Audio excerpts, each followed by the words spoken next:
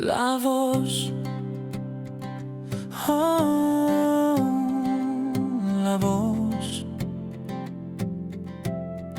Somos una familia, somos amor. Bienvenidos al podcast de La Voz de la Esperanza. Amén, es un gozo estar aquí con ustedes de regreso. Ya no me querían soltar allá. Y les tuve que decir, les tuve que hablar allá, ¿verdad? Les dije que cipotes, cálmense. Y así sí entendieron, porque les decía primero niños y no querían, y les dije cipotes. Y entonces ahí sí, sí habla como nosotros, dijeron. Sí les dije güirros y sí se sorprendían. Pero es un gozo, mis hermanos, fue un tiempo agradable. Ya la próxima semana vamos a hablar un poquito más del viaje misionero, vamos a tener fotos, vamos a tener unos hermanos para que compartan un poquito lo que fue la experiencia en el viaje exploratorio allá en Honduras. Fue muy bonito, pero la próxima semana, así es que venga para que escuche lo que Dios está haciendo allá en las montañas de la esperanza. Pero bueno, a ver, ahí está, sí.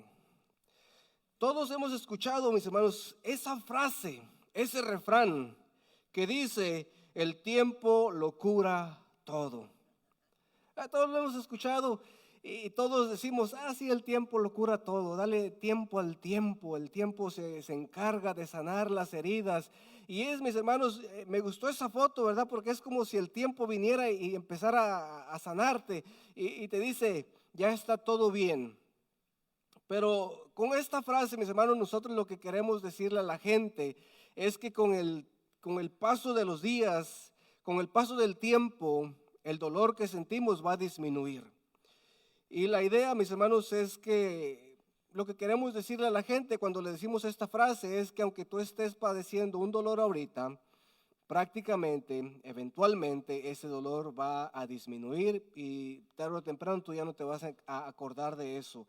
Pero, mis hermanos, la psicología moderna nos dice algo diferente. La psicología moderna dice que el tiempo por sí solo no borra ni soluciona el dolor. El verdadero proceso de sanación depende de lo que hacemos mientras pasa el tiempo. Para Saúl, mis hermanos, hemos estado leyendo acerca del rey Saúl. Y para él pareciera que el tiempo era suficiente para sanar todo lo que él había hecho, para reparar y reconstruir todos los muros que se habían caído, mis hermanos. Y él creyó que con el paso de los años, él creyó que con el paso del tiempo, Dios iba a restaurar la relación y se olvidaría de la desobediencia que él tuvo. Pero, mis hermanos, el texto nos dice todo lo contrario. Si tiene su Biblia, ábrala en 1 Samuel 28:4, pero no es solamente el versículo 4, vamos a leer ahí hasta el versículo 7, que ya lo leyeron, pero vamos a darle lectura una vez más. Dice la palabra de Dios, 1 Samuel 28:4. Así que los filisteos se reunieron y fueron y acamparon en Sunem. Y Saúl reunió a todo Israel y acamparon en Gilboa. Al ver Saúl el campamento de los filisteos, tuvo miedo. El campamento de los filisteos, tuvo miedo y su corazón se turbó en gran manera. Y Saúl consultó al Señor, pero el Señor no le respondió, ni por sueños, ni por Urim, ni por profetas. Entonces Saúl dijo a sus siervos, búsquenme a una mujer que sea adivina para ir a consultarla. Y sus siervos le dijeron, hay una mujer en Endor que es adivina. Oremos. Padre amado, gracias por su palabra. Y gracias, Señor, porque usted es bueno, mi Dios. Ahora yo pido que hable a nuestras vidas. Que esta palabra, Señor, pueda entrar en nuestra vida. Que esa semilla pueda ser plantada y usted la haga crecer, mi Dios. Deme las palabras, Señor. Deme la valentía y el poder para hablar. Y en Cristo Jesús oramos. Amén. Mis hermanos, la historia de Saúl se vuelve a repetir. No es algo nuevo, no es algo que, pues eso pasó. No, la vida de Saúl, mis hermanos, es un ciclo que se vuelve a repetir. En aquellos tiempos ellos estaban acostumbrados a las guerras y a hacer todo esto. Y dice la palabra de Dios, si vamos al versículo 1 del capítulo 28, dice que aconteció que en aquellos días los filisteos se reunieron para la guerra, para pelear contra Israel. Y dijo Aquis a David. Cuando yo leí Aquis, yo pensé que decía Taquis. Dije, que ya tenían Taquis en aquel tiempo, pero es Aquis. Y bueno, aquí hay algo importante que debemos de notar. Una, mis hermanos, es que David venía huyendo de Saúl. La semana pasada y hace 15 días hablamos de cómo David perdonó la vida a Saúl y él venía huyendo. Y de repente David se cansa de la persecución y le dice a los filisteos, ¿sabes qué? ¿Por qué no mejor me uno a ustedes? Y los filisteos le dicen, bueno, pues vente, eres bueno, mataste a Goliat, no hay problema, pero te perdonamos, así es que vente. Y entonces ahora imagínense, mis hermanos, el mejor guerrero que tenía Israel ahora está en el campo enemigo. Hagan de cuenta como si Bociña, ¿verdad? Porque Bociña es el que todos conocen ahora, ya el portero Bociña, ¿verdad? El de Cabo Verde. De repente dijera, no, pues yo me voy a ir a jugar con Francia o Portugal, porque creo que son de descendencia portuguesa. Es así como que, no, pues espérate, ¿verdad? No, calmado. ¿Verdad? El mejor jugador, ¿cómo que se va a ir a Portugal a jugar con el otro mejor jugador que hay? ¿Verdad? O sea, no es justo, ¿verdad? Pero bueno, David, mis hermanos, ahora resulta que está en el campo de los filisteos. Y entonces el rey le dice, ¿sabes qué? Vamos a ir a pelear. Y David le dice, pues tú di rana, yo brinco. Pero lo que David no sabía es que le dice, pero vamos a ir a pelear contra los israelitas, contra tu pueblo. Y dice la palabra, miren lo inteligente que es David. Porque David ni se compromete, pero tampoco le saca, ¿verdad? O sea, no le da miedo. Y miren lo que dice David, dice, entonces Aquis dijo a David, muy bien, te haré, dice, respondió David a Aquis, muy bien, dice, usted sabrá lo que quiere, lo que puede hacer su siervo. Ya ni se compromete, ni le dice, sí, yo voy a ir, pero tampoco le dice, no, pues no quiero ir. Simplemente le dice, usted sabrá, usted ya sabe lo que yo puedo hacer. Le decapité a su mejor guerrero, entonces usted ya sabe. Pero no se compromete, pero tampoco le saca, ¿verdad? Pero eso es algo importante, mis hermanos, porque David sabía contra quién iban a pelear. Y él, mis hermanos, ustedes recordarán que él perdonó la vida del rey. ¿Por qué? Porque él dijo que él no iba a levantar la mano contra el ungido. Y ahora lo llevan a la guerra. ¿Para qué? Para que levante la mano ¿contra quién? Contra el rey, contra el ungido. Entonces esto era algo importante para él. ¿Por qué? Porque David, mis hermanos, él se los pudo haber echado a los israelitas de una. Él pudo haber matado al rey, pudo haber matado a todos, pero mis hermanos, aquí el texto nos habla de que se levantan en guerra, dice, David está con los filisteos y luego David le dice al rey, bueno, pues tú sabes lo que yo sé hacer, y dice que lo hace su escudero, lo hace, mis hermanos, el guarda personal. Hagan de cuenta ¿cómo le llama? Secret Services, ¿verdad? Así que va aquí con su micrófono y va hablando David, y David nada más está guachando, ¿verdad? A ver a quién se va a echar. Hagan de cuenta si lo hicieron el guarura, el guardaespaldas del rey. Y miren, dice, el texto nos da ahí unas cositas importantes para que nosotros entendamos. Dice, Samuel había muerto y todo Israel lo había llorado y lo habían sepultado en Ramá, su ciudad. Y Saúl había echado de la tierra a los adivinos y espiritistas, así que los filisteos se reunieron y acamparon en Sunem, y Saúl reunió a todo Israel y acamparon en Gilboa.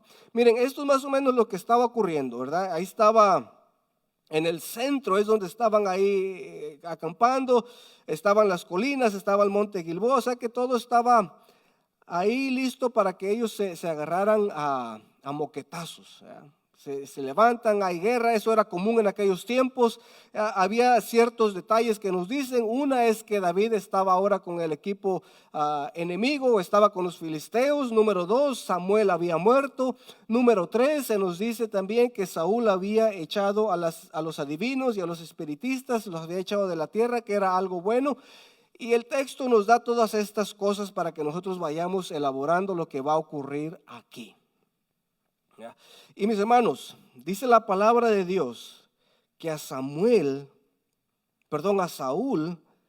dice que cuando él se da cuenta, versículo 4 dice, 5, al ver Saúl el campamento de los filisteos, se tuvo miedo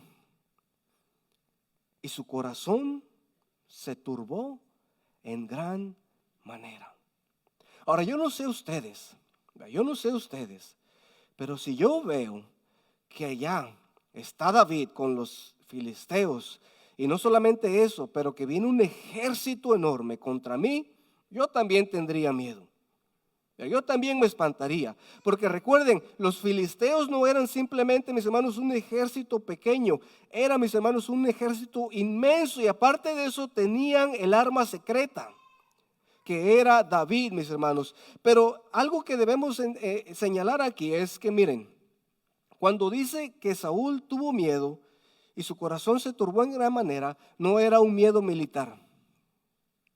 El miedo que él sentía, mis hermanos, no era un miedo militar en el sentido de que no tenía miedo porque no tuviera las mejores estrategias o porque no tuviera la mejor planeación para pelear. El miedo que él sentía, mis hermanos, era un miedo espiritual, era un miedo porque él sentía que Dios se había apartado de él y que nadie le hacía caso. Él sentía este miedo, mis hermanos, porque él miraba que David estaba allá, el otro ungido del Señor. Él miraba que Samuel se había muerto. Él miraba, mis hermanos, tantas cosas y él comenzó a tener tanto miedo, pero no era un miedo militar. El miedo era saber que ya no contaba con el favor de Dios.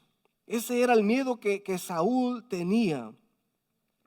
Y mis hermanos, dice la Biblia que él entre su miedo, él comenzó a hacer lo que tuvo que haber hecho antes, años antes. Dice que al ver Saúl el campamento se turbó y Saúl consultó al Señor, pero el Señor no le respondió, ni por sueños, ni por Urim, ni por profetas.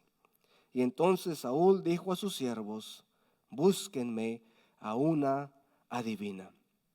Mis hermanos, Saúl trata de componer lo que él ya había descompuesto capítulos antes. Ustedes recuerdan que él tuvo varias oportunidades y él siempre desobedeció y Dios lo castiga. Y ahora, mis hermanos, él trata de recomponer todo y él dice, bueno, voy a consultar a Dios, pero se da cuenta que Dios ya no le escucha. Él dice, bueno, tráiganme el Urim y el Turim, que eran unas cositas que los sacerdotes traían aquí en su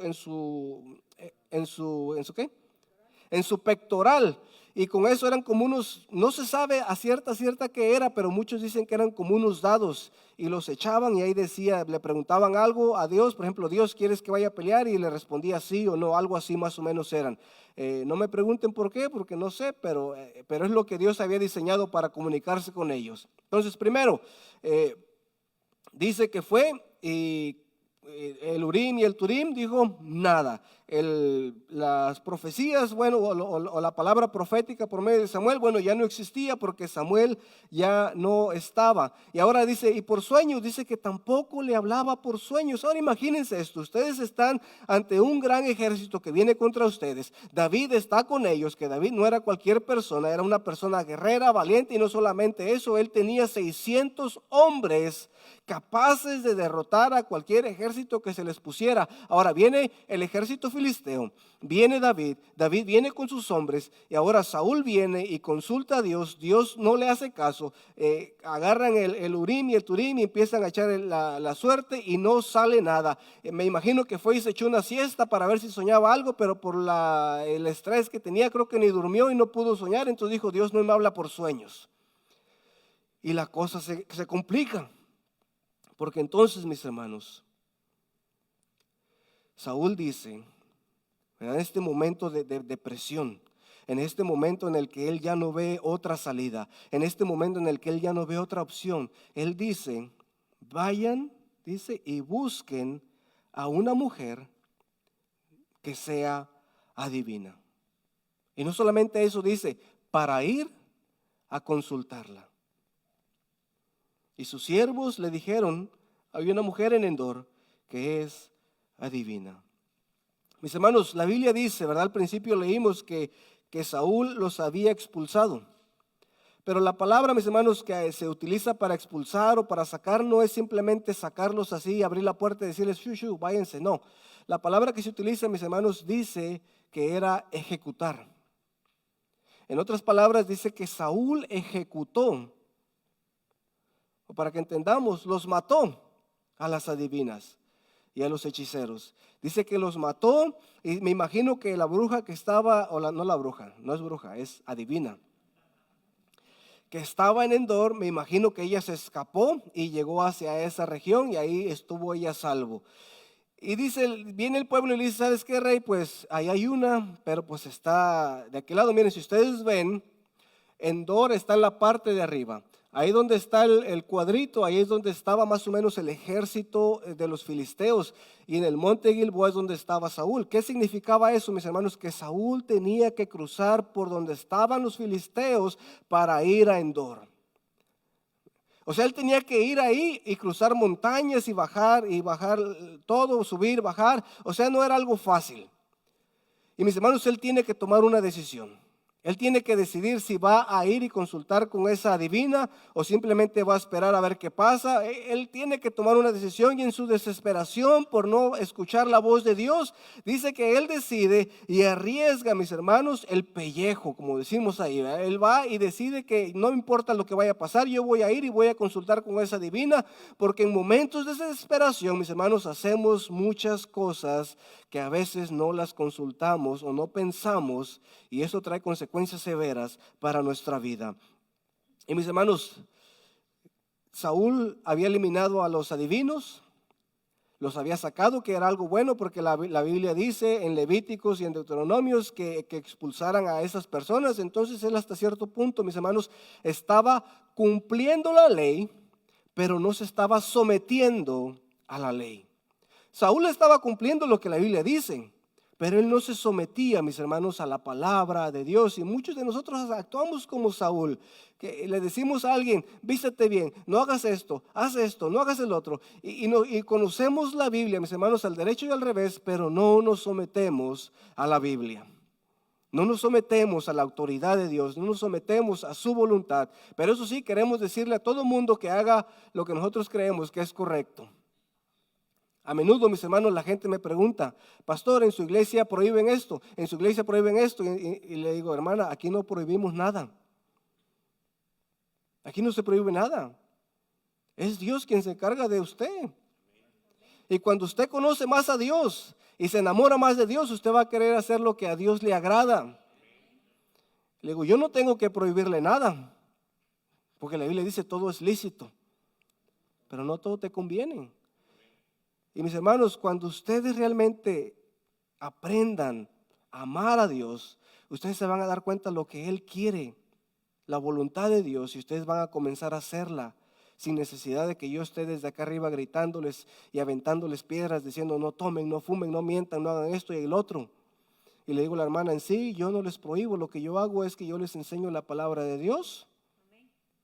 Y los maestros enseñamos la palabra de Dios, y por medio de la palabra de Dios, Dios se encarga de hacer germinar su palabra en sus corazones. Y mis hermanos, y me puse a pensar, ¿por qué será que? Porque no es una persona, son varias las que me han preguntado, y me puse a pensar, ¿por qué la gente, mis hermanos, me pregunta eso? ¿Ya? Porque a veces venimos de iglesias donde los han aporreado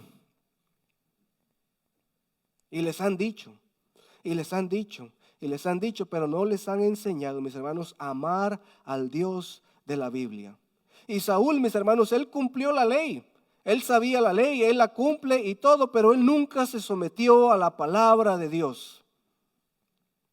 Él nunca se sometió, mis hermanos. Y dice que cuando llegan a lo que es la bruja, mis hermanos, no la bruja, la divina. Bueno, si digo bruja, ustedes ya saben a qué me refiero.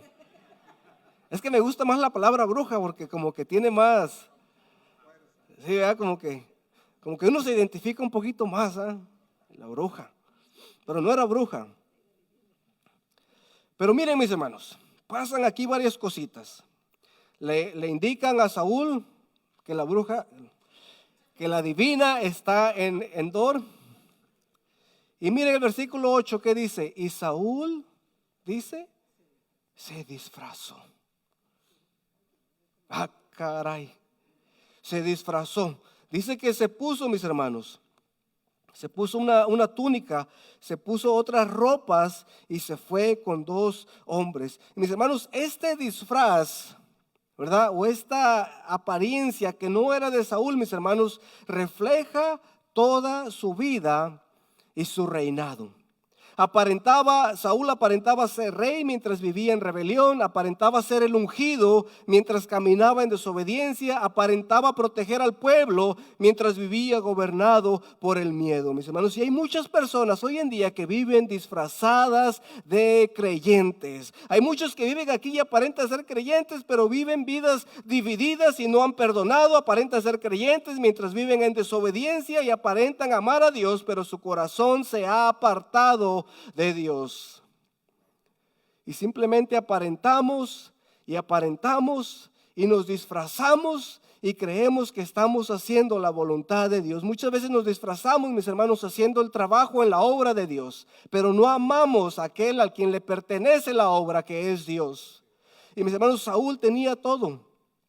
Y dice que llegó al punto más bajo de su reinado y de su vida. Y dice que él decide disfrazarse y ponerse una fachada que no le correspondía porque él era el ungido. Y dice que se va a buscar a la divina. Y hay muchos que así están, mis hermanos. Dios te dice que tú eres su hija y su hijo, porque a todos los que le recibieron te ha dado el privilegio de ser su hijo, de ser su hija. Y a pesar de que sabemos eso, seguimos disfrazándonos de lo que no somos. Seguimos poniéndonos el disfraz de aquello que Dios quiere que no seas.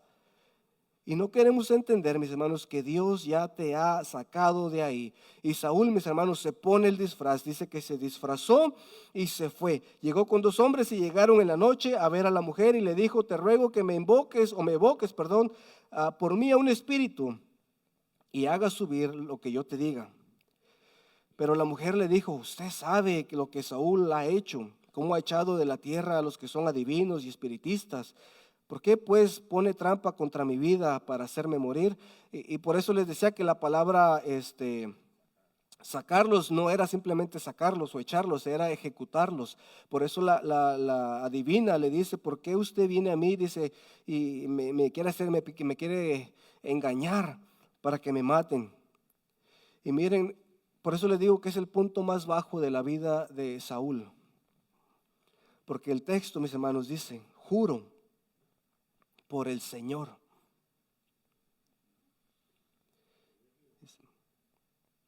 Dice, ya me perdí. 10. Vive el Señor, que ningún castigo vendrá sobre ti por esto. Mis hermanos, el punto más bajo de Saúl, él se olvidó de Dios, él se olvidó de todo lo que Dios le había dicho. Él se olvida, mis hermanos, de todo lo que un rey tenía que hacer. Y ahora está en el punto más bajo porque él no solamente está protegiendo a la divina, sino que él jura por Dios que nada le va a pasar. Y mis hermanos, cuando nosotros nos olvidamos de Dios y caemos en nuestro punto más bajo de nuestra vida, comenzamos a hacer cosas que a veces no es lo que Dios quiere que tú hagas para tu vida.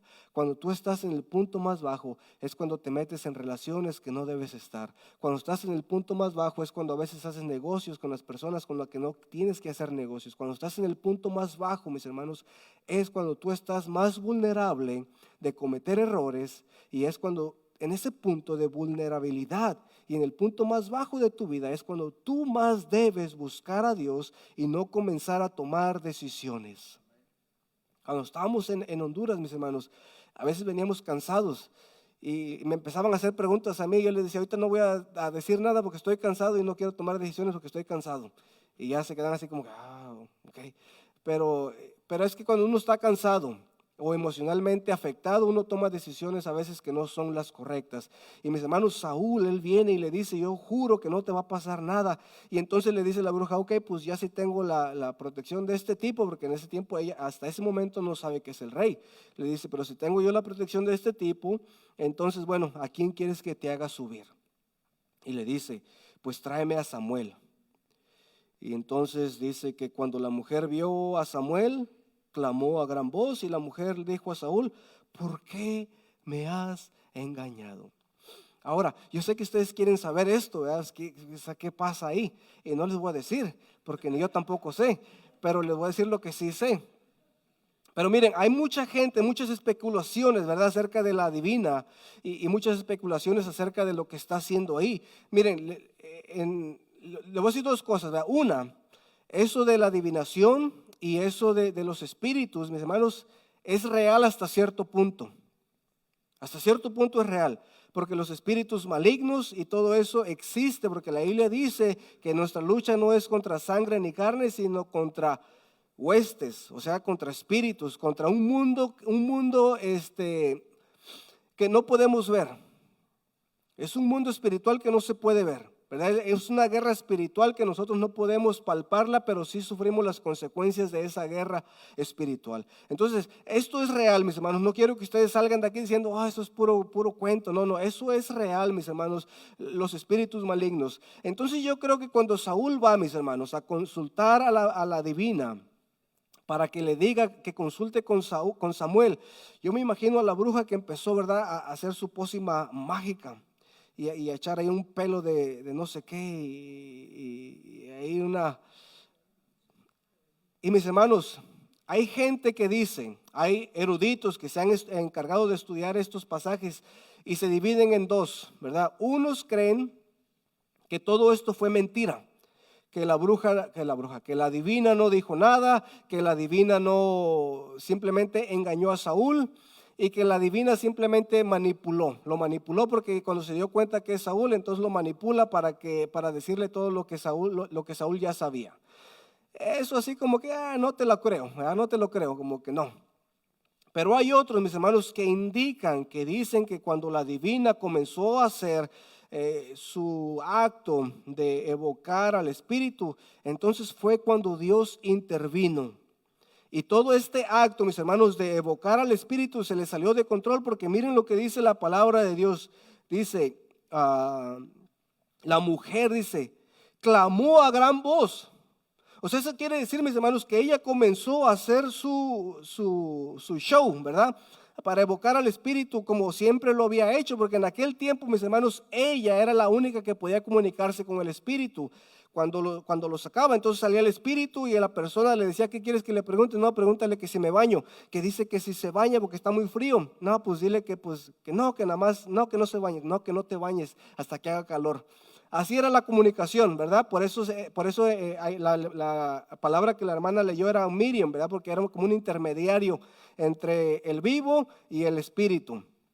Y entonces cuando la mujer ve, mis hermanos, que Samuel viene saliendo y que esto se le empieza a salir de las manos, ella se da cuenta y grita y dice, me has engañado. Dice, ¿por qué me engañaste? Dice, tú eres el rey, dice, y esta persona, dice, es un ser divino, dice, yo sé quién es. Y se le sale de las manos, mis hermanos. ¿Por qué? Porque Dios estaba utilizando algo que era prohibido para enseñarle a Saúl, mis hermanos, la lección más importante de su vida. Que miren, todo esto era prohibido. Todo era prohibido. Pero Dios le dice, ¿sabes qué? Eso que tú prohibiste, eso que tú hiciste de sacar a las adivinas y de hacer eso, y ahora vienes tú y la consultas una vez más, mira, para que veas el poder que tiene Dios, por medio de eso yo te voy a hablar. Y dice la palabra que se le sale de control, mis hermanos, porque ella exclama a gran voz, o sea, estaba hasta sorprendida ella de que el Espíritu viniera, y dice que sale Samuel, y dice, un anciano sube. Dice, y está envuelto en un manto, y Saúl supo entonces que era Samuel, e inclinándose su rostro, dice, se postró en tierra ante él. Y mis hermanos, esto es, quizás no vamos a llegar a un acuerdo aquí y podemos estar aquí horas y horas y horas y yo sé que ya se quieren ir, pero miren, el punto principal aquí no es la divina. No quiero que ustedes vayan pensando, es que el pastor no me resolvió la duda que tenía de la... No, el punto importante no es la divina, mis hermanos. Quiero que ustedes piensen, eso simplemente es algo complementario que está ahí para ayudarnos a entender el poder que tiene Dios incluso sobre esos poderes malignos que había en ese momento. ¿Verdad? Porque algo tan mundano como era ir a consultar a una divina, mis hermanos, Dios lo utiliza en su soberanía y en su poder para enseñarle esta lección que ahora se le viene a Saúl. Y dice, estoy en gran angustia. Versículo 15. Dice, pues los filisteos hacen guerra contra mí. Dios se ha apartado de mí y ya no me responde ni por profetas ni por sueños. Por eso te he llamado, para que me reveles lo que debo hacer. Mis hermanos, al principio decíamos que el tiempo cura las heridas. ¿Verdad? Es lo que dice el dicho popular o el refrán popular, que el tiempo cura las heridas. Pero mis hermanos, Saúl pensó, ¿verdad?, que por venir a consultar a Samuel, él pensó que Samuel le iba a dar otro consejo diferente de lo que ya le había dicho. Saúl pensó que Samuel le iba a dar palabras de aliento, porque ya había pasado un tiempo. Y él pensó, seguro mi camarada Samuel ya se le olvidó lo que yo hice. Lo voy a traer y le voy a preguntar, porque él estaba esperando una palabra de ánimo, una palabra de Dios, una palabra positiva, una palabra que le diera aliento para ir y combatir contra los filisteos. Pero mis hermanos, él recibe lo que ya había recibido antes. Y mis hermanos, dice que la palabra de Dios dice, por eso te he llamado y Samuel dijo entonces, ¿por qué me preguntas a mí? Ya que el Señor se ha apartado de ti y se ha hecho tu enemigo. Dice, el Señor ha hecho conforme a lo que dijo por medio de mí, y el Señor ha arrancado el reino de tu mano y se lo ha dado a tu prójimo David.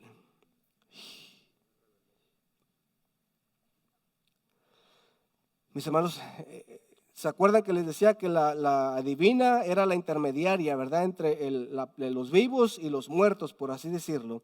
Pero en este caso, mis hermanos, Dios toma el control de la situación y ahora no es la divina pasa ahora a ser a un tercer plano, y ahora el diálogo es entre Samuel y Saúl. Y Saúl le dice, él quiere razonar, ¿verdad? Él quiere hacer entender a Samuel. Ahora yo no sé cómo haces entender a un muerto, ¿verdad? Pero bueno, le dice, mira, los filisteos vienen contra mí. Dios se ha apartado de mí. Y yo creo que no le dice ella algo de David, pero me imagino que también le hubiera dicho, y David está con ellos. Dice, y no me ha hablado ni por profetas, ni por sueños, ni por el Urim, no me ha hablado Dios por medio de nada. Y le dice Samuel le dice, pues si ya sabes que no te habla, pues ¿para qué me consultas a mí?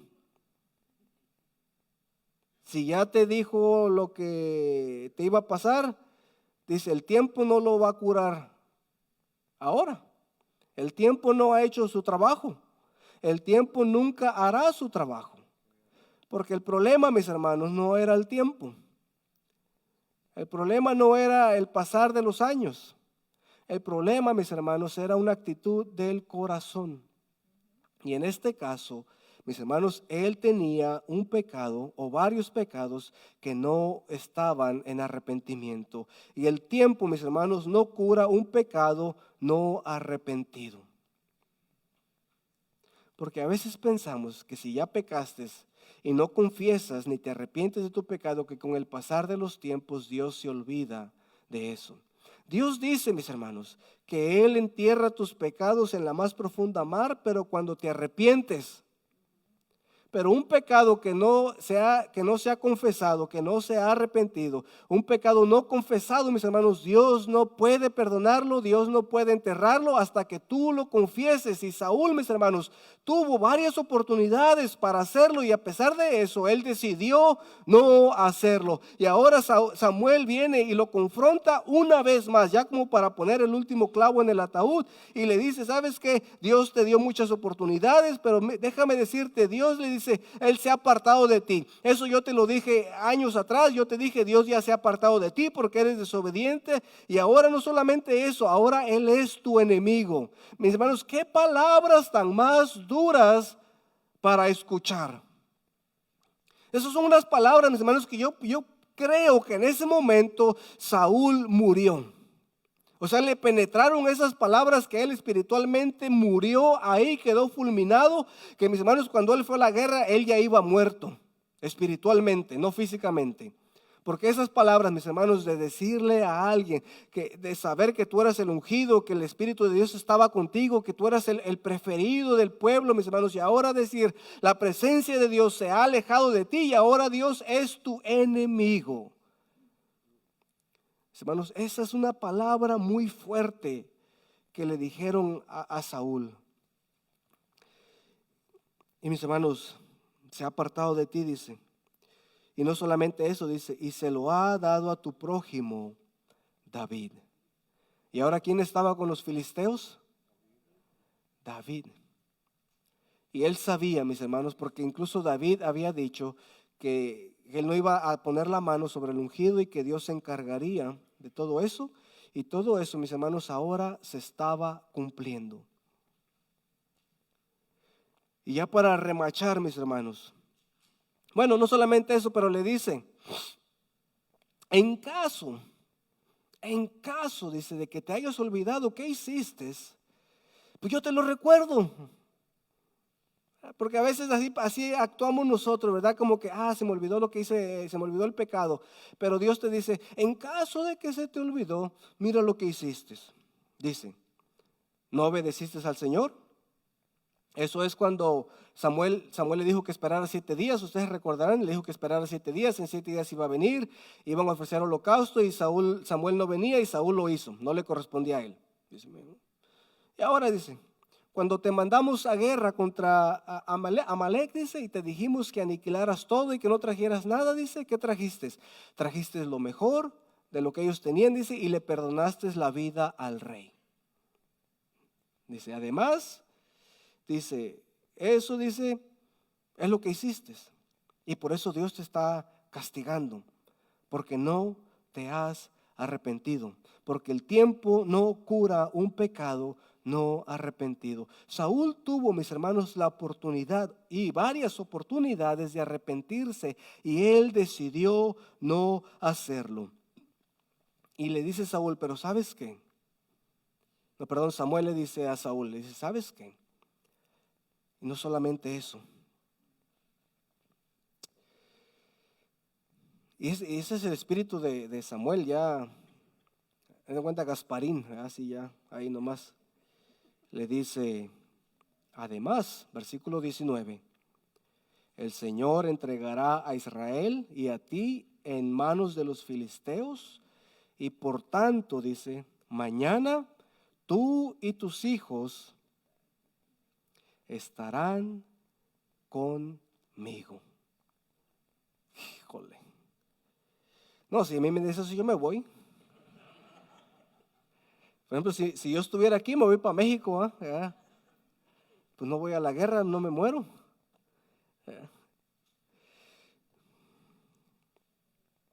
Mis hermanos, Samuel no suavizó su mensaje. Samuel no lo caramelizó ni le echó azúcar.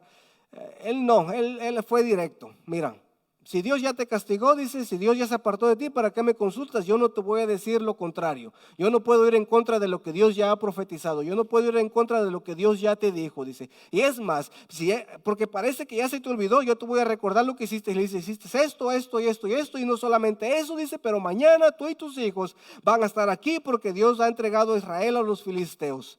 Y mis hermanos, el tiempo no cura un pecado no arrepentido, mis hermanos. Y eso quiero que ustedes lo entiendan, porque el tiempo no cura una desobediencia que sigue continuamente. El tiempo no cambia un corazón que persiste en el pecado. Y el tiempo no borra el pecado que nunca ha sido confesado.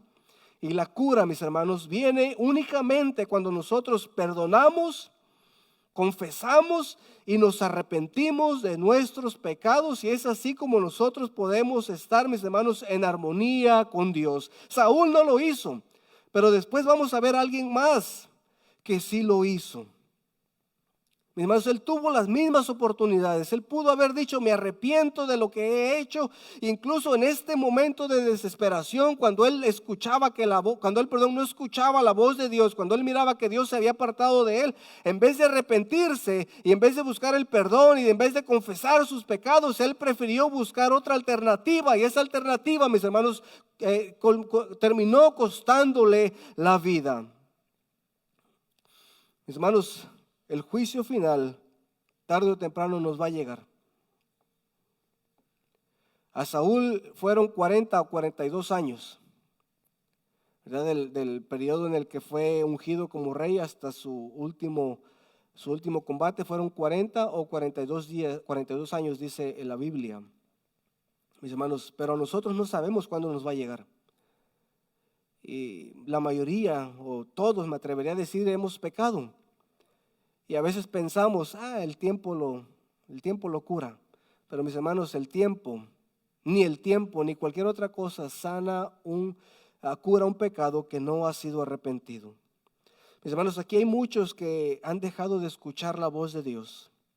Han buscado medios alternativos para obtener respuestas. Hay personas que conservan pecados que nunca han confesado. Hay quienes siguen esperando que el tiempo resuelva aquello que solamente el arrepentimiento puede sanar. Si este eres tú, si tú eres una de esas personas que sigues esperando que el tiempo resuelva aquello que solamente el arrepentimiento puede sanar, yo quiero invitarte que hoy pueda ser el día en el que tú puedas arrepentirte, porque tarde o temprano el juicio llegará. Oremos.